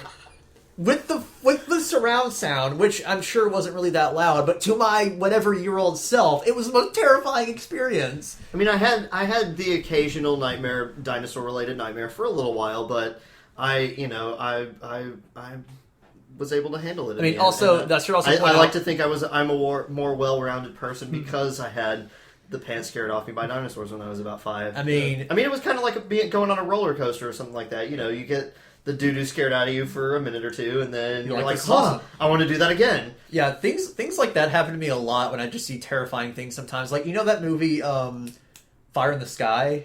Yes. You know, like... I've never seen the whole thing. I've only seen the part that you're probably going to talk about, the actual abduction. The actual abduction. Which is horrifying. I don't... That movie came out, like, early 90s, I think. And I think my dad was watching it on, like, TNT or something. And I just came in and kind of looked over his shoulder at it and just kind of watched it, and I was like, this is the scariest thing I've ever seen. And my dad watched the X-Files all the time, and that scared the shit out of me, too. When my dad watched the X-Files, I would just come in, see he was watching Shadow it. Dude episode or whatever? Yeah. Or maybe that was just a night terror I had. I remember, like, the one specific episode, I think it was in season 1, with, like, the monster in the sewer. I think that was, like, all white and everything, and I can't remember exactly what happened to it, but, like, that scared the shit out of me. And, like, anytime, you know, your parents talk about the Twilight Zone scaring them so much that when they hear the music, they got scared. Mm-hmm. When I heard the X-Files music, I was like, I'm out of this room. I have to leave. And now it's on Netflix. I love it. It's like the best show. It's such a good show. It's an awesome show. I know my mom was really into it, but I never really watched it, so I really need to go. Jump back into it. Like, especially in the first season, it definitely shows its age. Yeah. Like, it's the special effects and everything in it it is special effects. Like, not just from the 90s, but from 90s television special effects. So they're probably good for TV at the time, but I can't say they've aged particularly well. But going back to Fire in the Sky, though, I only saw that abduction scene maybe 3 years ago, and I still think it might be one of the creepiest depictions of, like, space aliens I've ever seen. And I can't speak for the rest of the movie. The rest of the movie, I have no idea what you guys are talking about. It's supposed to be based on the testimony of some guy who was actually abducted, which, you know, again, totally made up. But there is, like, a little flashback scene where he goes to some kind of therapist or something, and he recounts his actual abduction, and then it sort of does a little fade thing, and then actually shows his flashback. And that flashback scene is great. Yeah. But I haven't seen the rest of it, so for all I know, the rest of the movie sucks. It might not. It might be pretty good. It gets from what I remember anyway. I actually haven't watched the whole thing since I was a kid when that happened, but the whole, like, it gets kind of turns into kind of a mind fuck at some point where he's just like has the post-traumatic stress disorder thing with being abducted by aliens or whatever, and he's freaking out, loses all his hair or something.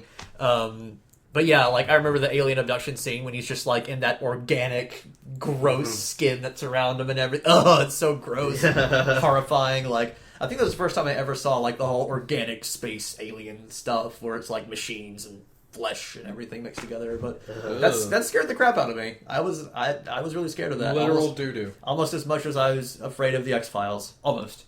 Let's not get carried away. The X-Files are pretty scary, so was Are You Afraid of the Dark, but I wasn't allowed to watch that. Man, you weren't allowed to watch Are You Afraid of the Dark? Nope. Then that was an institution in our house. It was every Saturday, because, you know, they had the SNCC block, and it was, I think it was either 8 o'clock or 8:30 every Saturday night, and we would pop popcorn, and we would turn the lights off, and we would get the blankets to sort of, so I could cover my eyes with them if it got too creepy, and it was like, that was a weekly thing. That sounds for awesome. most of my childhood, and I loved it. And then, in retrospect, your parents were probably like, this is the worst fucking thing I've ever seen. Well, I mean, my dad still speaks fondly of it, but I did... Does he speak fondly of the show, or just of the memory of family togetherness? Yeah. Well, I mean, he kind of does the thing where it's like, yeah, it was pretty good, you know, for a kid's show. But it was freshman year of college when I came here. I think it would have been fall 2007, fall 2008.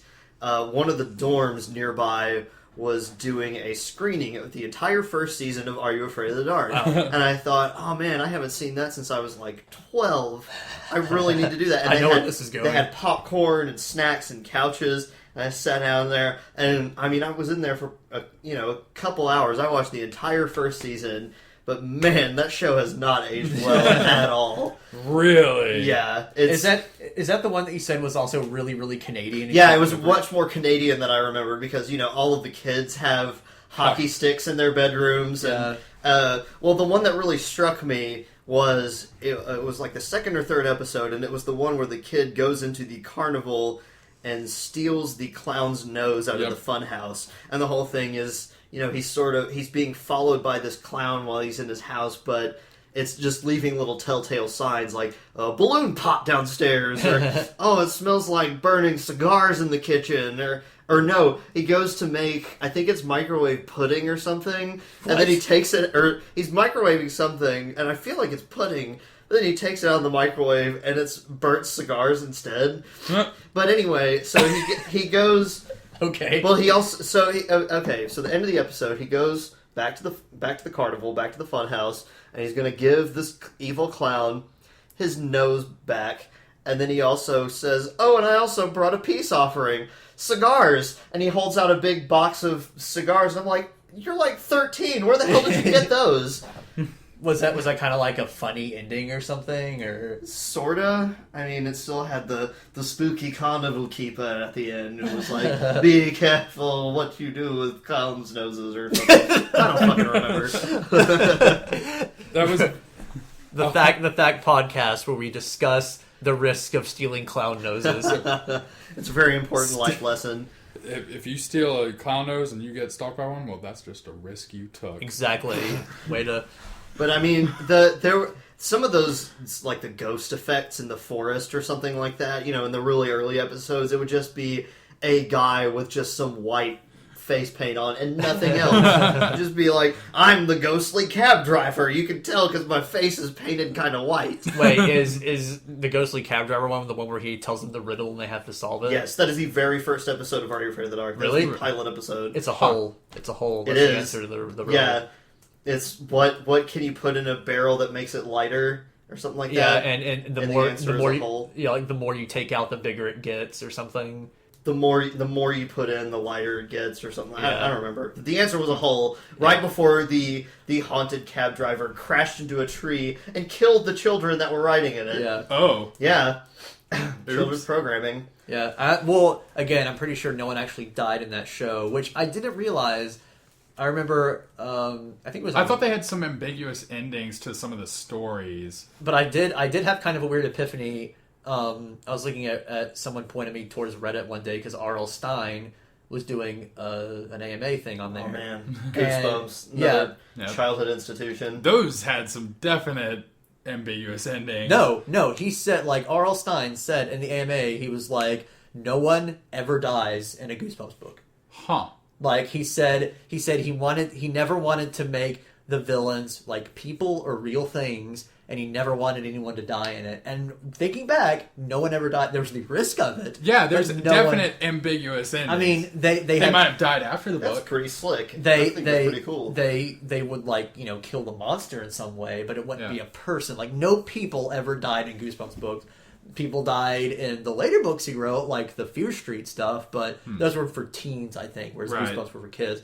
And as far as I know, Goosebumps, I'm kind of ashamed to admit this, but Goosebumps, even including the Scary Stories books, the Night of the Living Dummy book from Goosebumps was the only book that I remember not being able to finish because it freaked me out too much. I remember that one because I would go over to my aunt's house all the time because she was sort of my babysitter, and so that was one of the things that my older cousin had that my aunt would always read to us was his Goosebumps collection, and that was one of the main ones. It was Night of the Living Dummy, and then The Scarecrow Walks at Midnight was my favorite one. Yeah. The Scarecrow one was awesome, mostly because of how cool that cover looked. That was a really cool cover. That's what sold me on a lot of the Goosebumps. Yeah. Like, what does this cover look like? Yeah. I read a lot of them, but I stopped pretty early on because I didn't like how some of the endings were pretty dark. Like, maybe no one died in the text, but it's kind of like, everything's not going to be okay here kind of deal.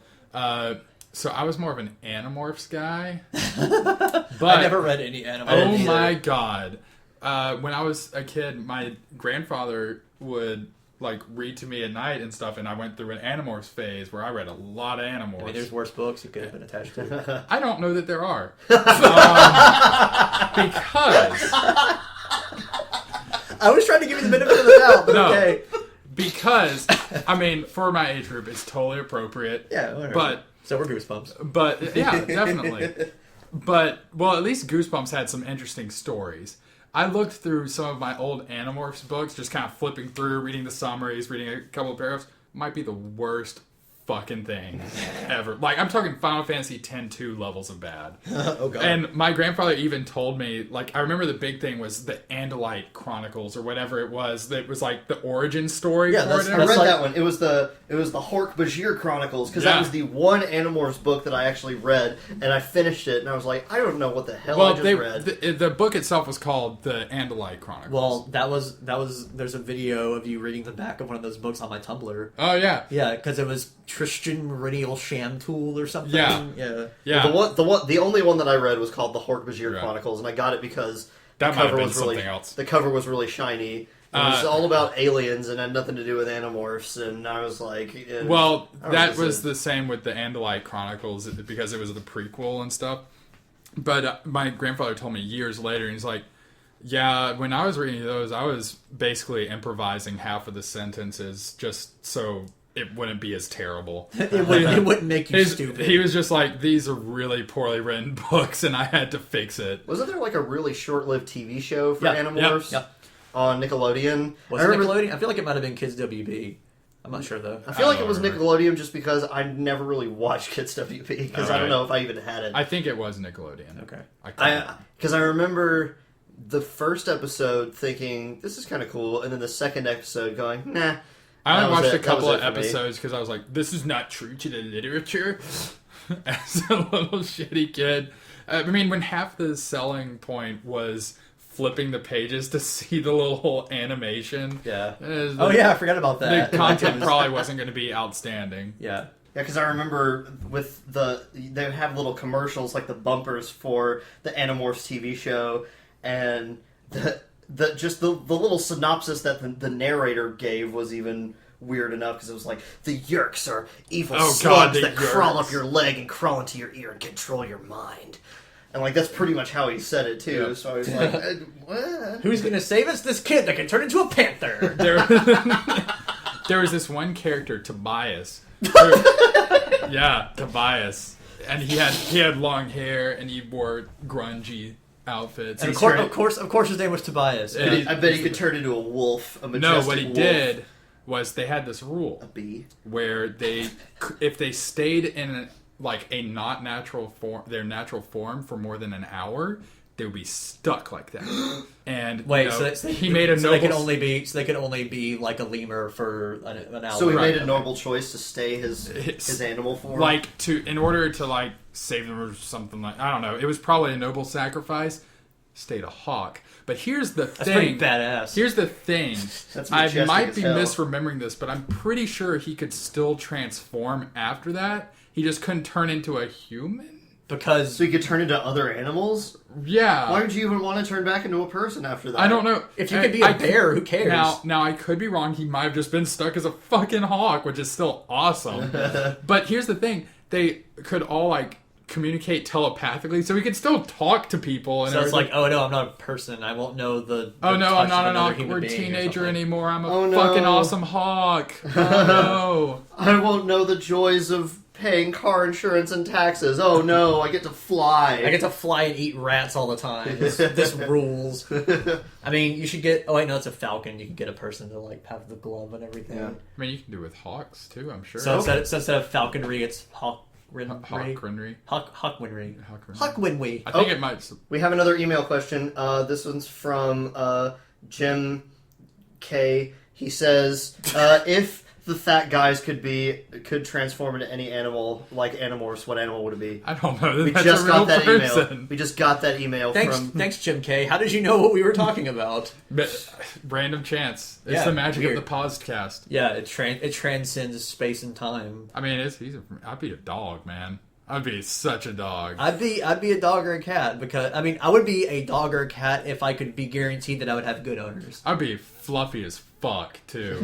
Oh my god, I would get so many belly rubs. Oh yeah. Oh, that'd be awesome. But there's a lot of things that could go wrong, unless you also were able to choose the circumstances of your dog life, because what if you end up spawning as like a stray dog or something? Who fucking cares? I'm a dog. I'll be cute. Somebody will adopt me. Or I'll be an awesome dog out on the run, living a rebel life. I don't care. Freewheeling, free-spirited. Don't make a fucking movie out of me. Okay. So based on that question, no one ever said if they could there were no rules to this question. So No, not really. I would definitely be. And I can't speak for Jim K or anything like that. Yeah, I would definitely be a bear mixed with a hawk. A bear hawk? Yeah, bear hawk. So it's like I'm a bear. I can destroy shit because I'm a bear, but I can also fly. There's got to be like a mythological creature name for that, like bear I don't hawk. know, what is Give it a scorpion tail and some other bullshit. Maybe like a hippogriff or something.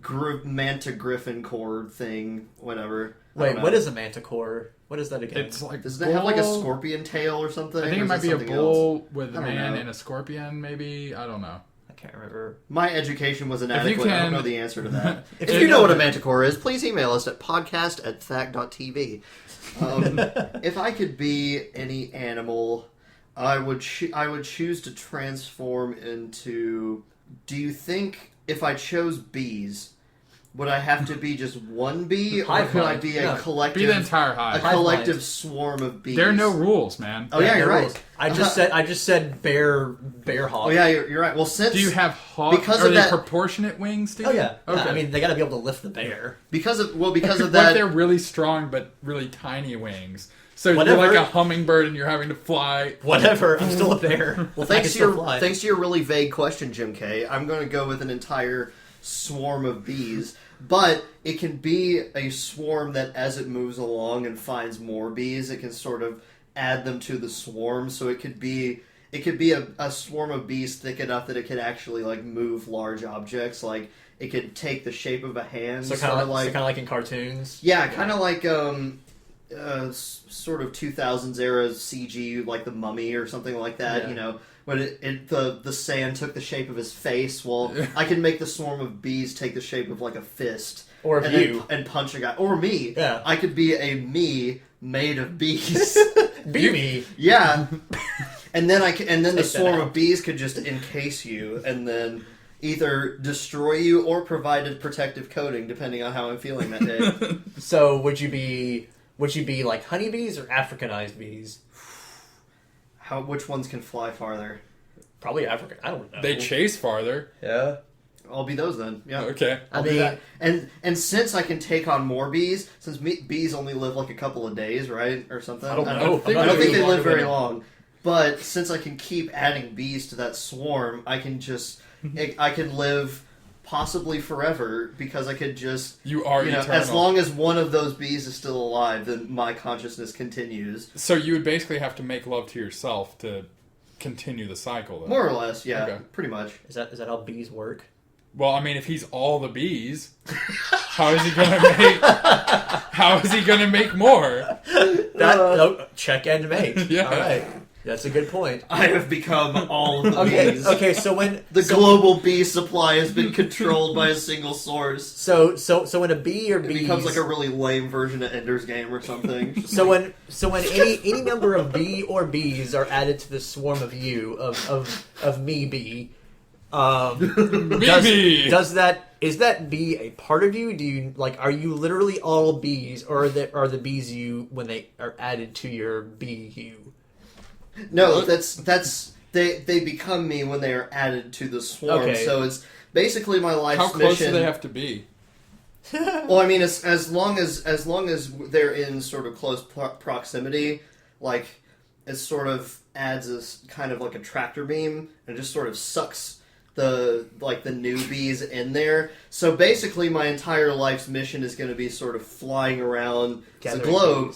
Gathering bees. You're gonna have to stow away on a freighter or something like that. Negotiate your passage. Desperate times call for desperate measures. I mean, maybe these bees can withstand the Alaskan tundra or something like that, and I can cross over to Russia. Now, would you take over a ship to travel across oceans, or would you like negotiate your passage. I could cause chaos because what I could do is What if you scared everyone off the ship and then you controlled the ship with your bee hands? no. See, How would you eat? I could be all of these bees. I could kill everyone on this ship and sort of stash them for food, and then Bees You don't could eat wear their people. outfits. You could wear sailor outfits. yeah. Well, see, I could control the ship and then bring it into port and dock it and everything, And then it's like- and then fly away. But I will have already gotten rid of all whatever bodies were left over, and then it would be like one of the greatest unsolved mysteries. It's like this ghost ship that piloted. That great unsolved mystery, and also the fact that where have all the bees gone? Yeah, well, no, bees- they didn't. No one ever knew that there were bees on the ship. No, I'm just until- talking about in general, since you're taking over the entire world's supply of bees. Yeah, I mean, it's like it would become one of the greatest unsolved mysteries of one day the ship pulled into port. There was no one on it, and it was filled with honey. like all the boxes, all the shipping containers were just replaced with honeycomb. Like you push all the shipping containers off, and it's just a giant beehive. the motor but the has stopped bees, working because it's been replaced with a giant honeycomb. just but like- but the bees are nowhere to be found. Oh. The bees are gone. Minus that giant ass swarm of bees that was seen nearby flying away. if the creative team. Interesting. I wonder if they're connected. Yeah. If the creative team behind the last X-Files movie is listening to this and would like to option this idea for a And call it potential Disney. sequel, This is Uh, copyrighted. Please do not steal. please contact Actually- us at podcast@thac.tv. Now that you mention it, I'm gonna change mine from Bearhawk unless I could. Nah, There are I no won't- rules. Whatever. Okay, I'm gonna change out of Bearhawk into a swarm of tardigrades, What? What? water bears. Have you ever? I think they're called water bears. They are microscopic. What are you talking about? They're a swarm, or not a swarm, but they're just microscopic, and I think they might be one of the world's smallest animals or something. But they can survive underwater, in extreme heat, in extreme cold, and the vacuum of space. So, like, what they do is they like fold their legs in and just kind of like die, but then they can come back to life when it's okay. Like, they're microscopic and they live on moss a lot of the time, but they're like the world's most resilient animals. So I want to be a swarm of those. And so that's the nothing kind of can life you kill want me. for yourself? Microscopic, living in moss. Sounds like a lot of fun. No. I just want to be a dog. I want man. a swarm. I want a swarm of tardigrades to make a person. If you're gonna own the sea and I'm gonna own the air, then the Can I be dog's a- not gonna have anything left. Can I just be a swarm of dogs then? Dog, like, Can yeah. I be all the dogs? I don't Dog- know. I feel left out now. You guys are all these cool things. I just want to be a dog, have dog fun time, man. I mean, I want to chase my tail and... my swarm of tardigrades can become a dog and play with you. Oh, well, that'd be fun. And I'm so tiny that if Tim wanted to sting me, he couldn't. It was just I'm so microscopic that a stinger would just go through. Could- He wouldn't pierce anything. Could you infect me, or are they just little microscopic critters? They're that like can't little do anything? microscopic herbivores. They're like totally harmless. I'm pretty sure. Okay, good. So as long as we can have some kind of peace where Yeah, it would be- you get the water and I get everything else. I get water, fire, and the vacuum of space. You Hmm. get whatever else is left. Well, I mean, the humans have already built the spaceship, so I can ride up along with them and colonize space on my own with my bee colony. my Make a bee planet. beehives on the moon. Make moon honey. Let me make sure Mars I've honey. got the right thing. I'm pulling it up on Wikipedia. Yeah, that's a tardigrade. Look how cute he is. He's like, "Meow." look at that little Yeah, mouth. that's- He looks so doofy. Tardigrade? Water bear. Water bear? Water bear slash Water tardigrade. bear. Oh. That's. I just Look want to at be a that fluffy cute little dog. face. I want to be like a... It looks like he's sitting on his butt, just going. Yeah, he looks It looks so happy. It looks like a tiny microscopic grub for the people who are listening. It's like someone took a little grub and flipped it over on its back and then made it smile. Just make the episode art. Make it the tardigrade. So Okay, everyone yeah. can see how cute he is. Okay, I'll do that. I want to be a chow chow. Oh my god! It says on Wikipedia, tardigrades, also known as water bears or moss piglets. You can be a swarm of moss pigs. I want to be a swarm of moss piglets. I think piglet is one of those words that's just inherently funny anyway. Yeah. So, especially paired with any other word, Piglet. moss piglet. But yeah, Yeah. I do. I want to be a swarm of moss piglets. That's what I want to be. Yeah, even Tim and I can have our uneasy alliance. I can play with your dogness. Yeah. And I mean, The- even if I mean, Tim, if, like, as a dog, tell me you wouldn't want to play with something called a moss piglet. I'm a dog. I want to play with everything. You'd want to roll around with all them moss piglets. See, be like, oh, you could ride on my fur because I'd be all fluffy. Oh. Yeah, you see, it sucks for you because dogs don't want to play with bees. They're not. Bees don't want to play with dogs. Whatever. I mean, we got our own thing going on. Well, no. Are you going to have your consciousness, or are you going to think like a bee? I'm gonna think. It's going to be a hive mind of lots of bees. Well, no, I'm an Animorph, so I can transform into these bees. So yeah, it's going to be me. Yeah. Oh, okay. Yeah, I guess we are Animorphs, so we can. Yeah, we're still. Animorphs. I mean, why would we want to? I mean, if it's an hour long, I can become a legion of bees. Yeah, this is whenever we would want to stay as longer than an hour, so we're trapped in it forever. I mean, I'd want to be a tardigrade, so I'd pretty much be invincible. Okay. So, all right. Yeah. Okay. Swarm of tardigrades, swarm of dogs, or just dogs. I just want to be a dog. Just one dog is fine. And then swarm of bees. Up. Yeah. Thanks, John or Jim K. Yeah. Thanks, Jim K, for your incredibly conveniently timed email. Yeah. We really appreciate that. Look in your mail. There will be a trophy coming soon. Yes. The official Posdcast trophy, which consists of one of the. Okay, I want to talk about something really quick for a moment. Okay. Troy seems to have this uncanny ability to find other people's stuff packed into the brand new things that he buys. When has it happened before this one time you're talking about? You had like somebody's Etsy card in your Garmin box earlier today. Oh yeah. But so you've got this stack of you have a Things Remembered Rewards Club, a GameStop card, an AutoZone Rewards card, and a GameStop card. Well, like that's GameStop store credit. It's $1. Yeah. Well, still, it's someone else's card. Yeah. Where did these come from again exactly? I got a new wallet given to me for Christmas, and it was in the original box. Yeah, like the new wallet was in the original box. It had the little string over it, that it holds it to the box. It's not just sitting in a box, and it looks brand new. It still looks brand new. I have it with me right now. Was this pin number scratched off? No, I scratched it off. Okay. So this seems pretty new. Yeah. It's a Levi's wallet. Yeah, looks nice. I get it out of definitely way less worn than mine is. It's brand new. Yeah. So I get this wallet and I take it out. Verify for the benefit of the audience that this wallet does indeed appear almost brand new. Yeah. And except for the little bends for my butt that I caused, but that's because I have it in my back. Okay. Because it's against your butt. Yep, it's against my butt. And I take it out of the box, and all of the like obvious pockets are empty. Like all the pockets that when you open up you see, but there's other little pockets that are under those, like behind those.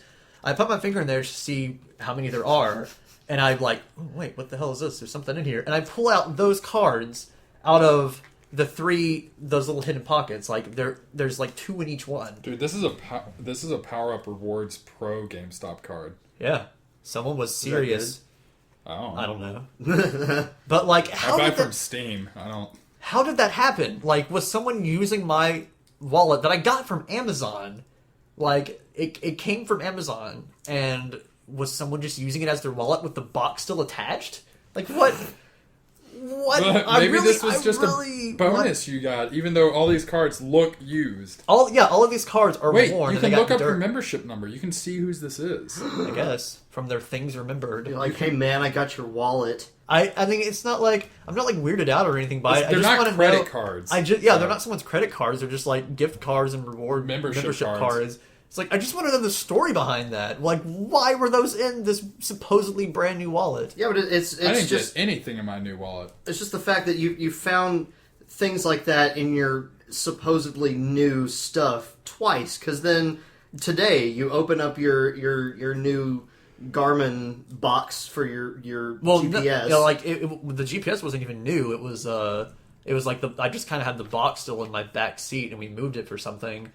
And like I've had the GPS itself for like a year, I think, and I just never took the box out of the back because I'm lazy and never noticed it.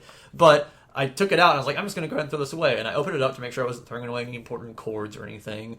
And I opened it up and kind of lifted up the little insert thing to see if there's anything under it. And there's a business card in it. For somebody's Etsy shop. For someone's Etsy shop. Like, just in this box that...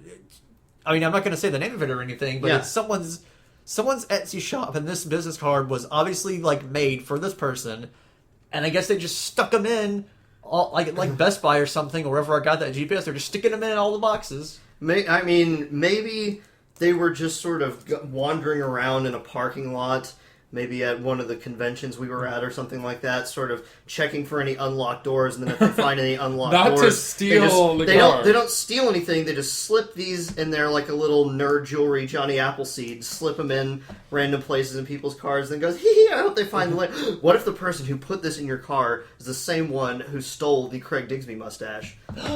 Maybe you didn't lose it, Maybe that's it a was hint. stolen. Maybe it's they're a going to clue. ransom it. We should go to this Etsy store and see if the mustache is on sale. Oh, It's being ransomed through Etsy. And it's like $50,000. It's like I actually went to the wig store that you use and bought up all of their mustaches. So you're not. And that's gonna get why they another haven't one. shipped it. That's why they haven't shipped mine yet. Still haven't shipped it. So I mean, that's how I got to get it back. I think we've uncovered a conspiracy here, ladies and gentlemen. Yeah, we gotta get on this. Talking about great mysteries of our time.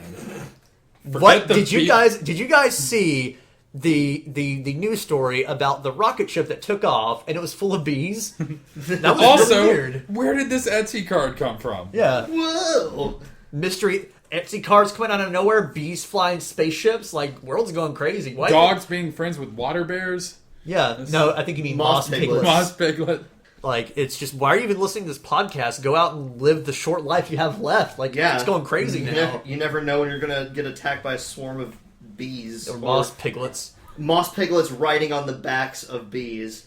Like 50 little moss piglets on the back of each Yeah, bee. suddenly there's an outbreak of bees that are this strange green color, and it's because they're covered in moss piglets, and it gives them sort of a greenish, chartreuse hue Yeah. to their little bee hair, Yeah. fur, whatever that's. What is that called? Oh. I mean, is that technically hair? Their fur, whatever. Fuzz, bee fuzz, Bee follicles. mossy bee fuzz. Moss piglet fuzz. Want to wrap it up about Yeah, it? I think Yeah. we might as well wrap it up. Yeah. We've run out of great mysteries. I mean, we've sort of exhausted the possibilities of the bees and the moss piglets. It's been all downhill since we found out moss piglet. Yeah. Yeah. That's definitely how I feel. But thank you for listening. We might be back next week. If not, probably the week after that. Yeah, We might be able to get some actual work done next week. So we got some actual work done today. We're going to be shooting more stuff this week, too. Yeah. That we won't be going out to that place for. So True. So until next time. Thanks for listening. Please listen again when we do it again.